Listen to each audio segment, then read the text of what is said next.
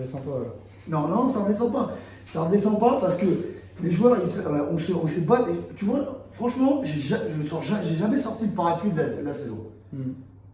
Pour expliquer les résultats, etc. J'ai jamais parlé de l'arbitrage. J'ai arrêté d'envoyer des vidéos, etc. J'embête personne.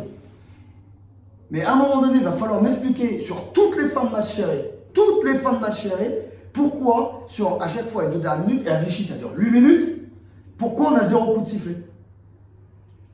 Et pourquoi de l'autre côté, quand il y a des fautes offensives que tout le monde a vues, qui donnent 3 points, pourquoi de l'autre côté, ils les ont.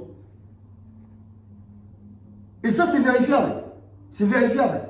Et il y a des matchs, pour perdre 5 points, contre Paris, les joueurs ils peuvent faire marcher, triple marché, quadruple marché, 4, 5 fois, on va leur dire, on va voir la vidéo, et je suis quelqu'un qui ne parle pas pour rien.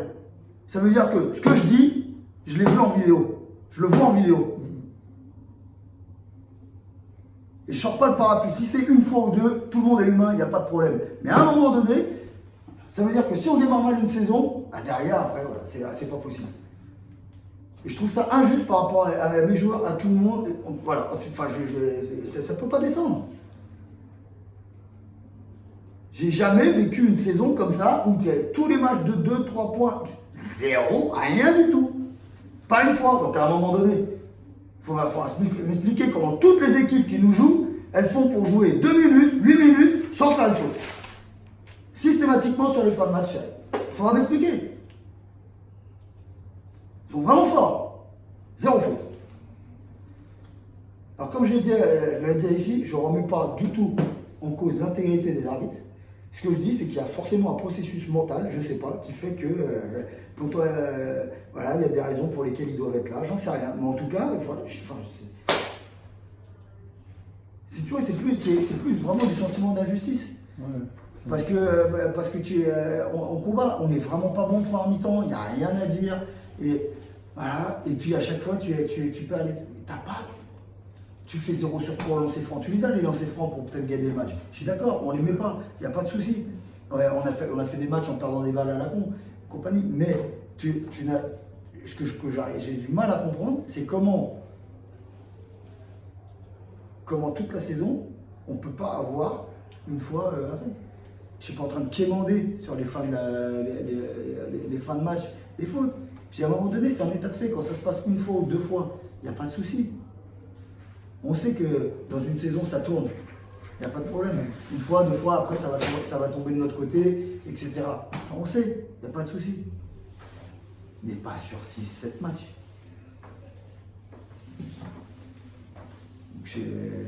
Après, c'est peut-être le lot quand on est un petit. Mais voilà. Encore une fois, je n'ai pas voulu en parler de l'année parce que j'aime pas essayer de trouver des excuses. On a fait des erreurs, moi le premier, dans le recrutement, il s'est arrivé des choses. J'ai forcément fait aussi des mauvais choix sur les temps morts ou des choses sur les fins de match. Les joueurs, voilà, tout le monde est aussi responsable, on n'a peut-être pas. Voilà. Mais à un moment donné, par contre, moi, je fais le bilan sur un nombre de matchs quand même assez important. Voilà. Donc, parce que c'est pareil, enfin, sur la dernière action, Wendell, je l'ai regardé en vidéo, hein. Enfin, si on en donne une, on en donne une. Hein. Enfin, celui-là, ce serait pas scandaleux. Okay. Ce serait pas scandaleux quand même. Mais c'est pareil, si tu veux, c'est dans les matchs, ok, enfin, je veux dire, ça peut s'équilibrer et tout, parce que je parle de ces fins de match à chaque fois. Quoi. Ça va pas. Voilà. C'est plus que je suis vraiment. J'arrive pas à descendre parce que je suis très triste. Je suis très triste pour le public, je suis très triste pour mes joueurs qui sont battus. On n'a pas faussé le championnat. Une fois qu'on était maintenu, on est allé jouer à Vichy, on perd après prolongation de 2 points. On va gagner à Aix, voilà, il y a Caen qui joue encore son maintien et nous on n'a rien faussé. C'est pas forcément le cas de tout le monde, les joueurs sont investis jusqu'au bout. Encore ce soir, on joue le jeu alors qu'il y a tous les joueurs jouent le jeu alors qu'il y a les playoffs en face pour Nantes. Donc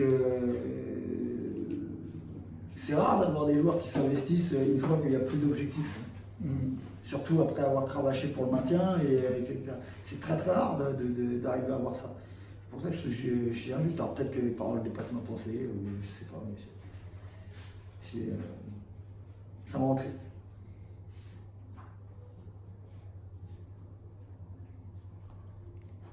Puis on aurait voulu une belle dernière, si tu veux, aussi pour le président, pour tout ça. Enfin voilà quoi, voilà, c'est un ensemble de choses qui fait que bon, voilà, alors je mérite sûrement une technique, hein. Ça c'est sûr, hein. Je mérite sûrement une technique sur ce que j'ai fait. Mais à un moment donné, c'est peut-être que c'est pas sûr sur ce qui s'est passé avant, non, je sais pas. Alors là, peut-être c'est le côté humain qui reprend, on va pas mettre une technique à ce moment-là, le match il est serré, voilà. C'est normal, je pense que non, c'est peut-être plutôt ça. C'est peut-être le côté humain qui a pris le pas là-dessus, parce que c'est vrai que je l'ai mérité. Mais bon. Tu as menacé. Hein? Tu as menacé. Enfin, oui, mais bon, je pense qu'honnêtement, je la mérite. Enfin, je pense que je la mérite. Il n'y a pas de scandale, c'est mon BU, mais je pense qu'elle est justifiée. Mais bon, enfin bon, je suis quand même loin d'être catalogué comme un coach qui râle tout le temps sur les arbitres, etc. Je le fais jamais. Mais là, cette saison, je mets des interrogations. Parce que c'est bien, enfin, je sais pas, quand je jouais le haut de tableau avec Évreux, ou quand l'année dernière, on a joué le quart de finale de la Coupe de France, quand on fait le play-off, etc. C'est marrant parce que sur l'année, j'ai jamais eu ce sentiment-là. Ouais. Et j'en ai jamais parlé. Alors peut-être que je me trompe. Ah non, c'est possible aussi. Il faut avouer qu'on peut aussi se tromper. Peut-être que c'est moi qui ai une vision des choses décalée. Mais bon, après, le problème c'est qu'il y a la vidéo. Hein. Enfin bref, voilà.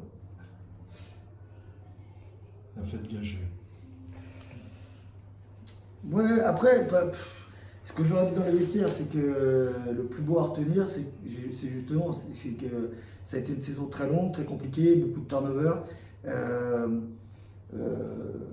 Souvent, on peut entendre dans des équipes des problèmes avec des joueurs qui sont mercenaires, on peut un peu cataloguer les gens. Et justement, nous, alors qu'on aurait pu flancher à un moment donné, on est allé chercher des matchs comme à Orléans.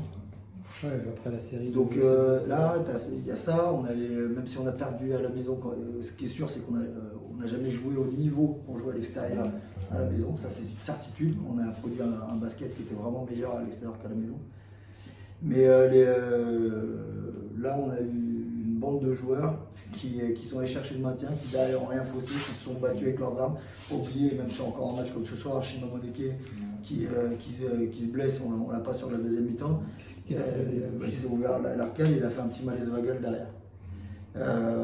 JP qui n'est pas là, on a quand même deux joueurs majeurs qui ne sont pas là et on se bat encore. Les joueurs sont battus tout le temps. Il y a l'histoire de Jonathan Ferrell.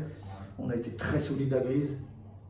Donc il y a plein de choses qui font que on perd ce match encore, mais les joueurs ont le même sentiment d'injustice que moi. Hein. Donc, mais au-delà de ça, ce qu'il faut retenir dans une saison, ok, oui, il y a les victoires, il y a les défaites, mais ce qu'il faut retenir, c'est les matchs importants qu'on allait chercher et l'état d'esprit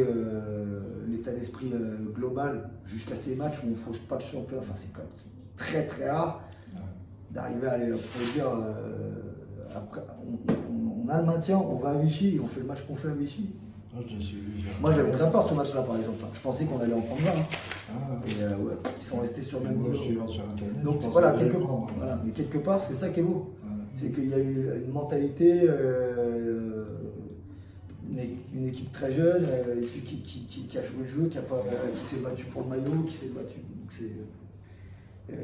Voilà, en fait, si tu veux, mon senti, le truc sur les coups de sifflet, c'est justement parce qu'ils ont donné tout ça que je suis encore plus frustré. Parce que moi, je le vis de l'intérieur, ce qu'ils ont donné les joueurs.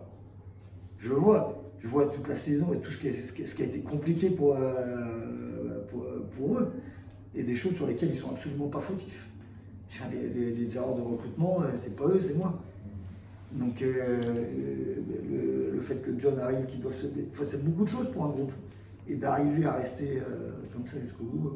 C'est plus pour ça que, si tu veux, la proportion sur 2 coups de sifflet, pas sifflé, qui est ça me. Voilà, c'est pas ce truc, c'est sûr. C'est parce que toi, tu vois le côté humain des joueurs et tout ce qu'ils donnent, tout ce qu'on a fait, tout ce qu'on a traversé, et tu te dis, bordel, on va voir, allez, donnez-nous, enfin, donnez-nous un, bordel, il y a faute offensive, là, vous n'avez pas donné les 3 là. Et puis il marque 3 points. Et il marque 3 points. Et elle est de là, la frustration, elle est encore plus grande par rapport à ça. Parce que j'aurais tellement voulu, et déjà le public qui a été sevré de victoire ici, qui voit cette victoire, et puis que eux, parce que derrière, quelque part, en plus, on n'arrive pas à gagner un match serré, on fait toujours une connerie. Alors on en a fait des conneries. Mais bon, voilà, donc c'est pour t'expliquer un peu mon état d'esprit, c'est ça. C'est parce qu'il y a tout ce qu'ils ont donné, et puis tu te dis, t'es pas récompensé. Au soir, on pouvait terminer, en gagnant, on pouvait terminer 13e ou 12e ex-aequo, on va finir 15e. Bon, c'est anecdotique, hein, mais j'aurais voulu qu'ils finissent à cette place-là, même pour le club. Ça aurait été plus en rapport avec voilà, ce qu'on a fait, l'énergie et tout. Hein, donc, alors en tout cas, il faut être fier de. Le basket, c'est quand même les joueurs qui décident aussi ce qui se passe sur le terrain. Et comme quand on gagne, quand on perd, c'est comme les acteurs majeurs. Et je voudrais qu'on retienne d'eux voilà, ce qu'ils ont fait jusqu'au bout et partenir ce classement. Même si voilà, on peut avoir des responsabilités, mais ils ont fait le job. Plus que l'équipe de l'année dernière sur la fin de saison, par exemple. Donc il l'avait fait bien avant. Il a fait avant, si tu veux, l'équipe de l'année dernière, déjà il y a beaucoup plus de sous. Tu as des joueurs quand même. Aujourd'hui, Barouetta, il est à Nancy. Bropley, il a gagné la Lep Gold. Il a été MVP de la Coupe d'El Rey qu'ils ont à Lep Gold. Let's Goulbourg, on ne parle pas. Street. Des joueurs, les U23, à part JP, c'était des joueurs qui avaient 2-3 ans d'expérience et c'était pas la même équipe. Hein. Bon, tu as la perte de Lens qui, à mon avis, te fausse la saison parce que c'était un vrai leader. Mais tu avais une équipe qui, quand même, pouvait, sur le talent, qui pouvait aller chercher, en tout cas, ce qu'elle allait chercher. Après, alors, bien sûr, ils ont fait le job à un maximum. On a eu une période janvier-février qui était fantastique. Mais sur la fin de saison, on n'a pas ressenti, tu vois, là, ce qu'ils ont.